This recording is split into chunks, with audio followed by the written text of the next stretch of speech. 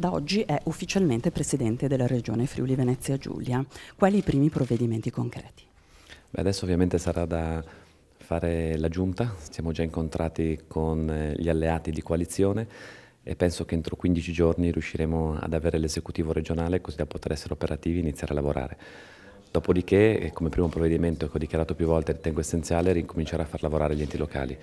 Quindi toglieremo penalizzazioni e obbligatorietà per quanto riguarda i comuni dentro o fuori dalle UTI per ritornare a rapporti istituzionali che possono far funzionare sia la macchina regionale ma soprattutto gli enti locali che sono fondamentali per garantire servizi ai cittadini. Composizione della Giunta entro i termini del tempo di legge. Le chiedo anche se c'è un'idea sulla prima data per la seduta d'aula.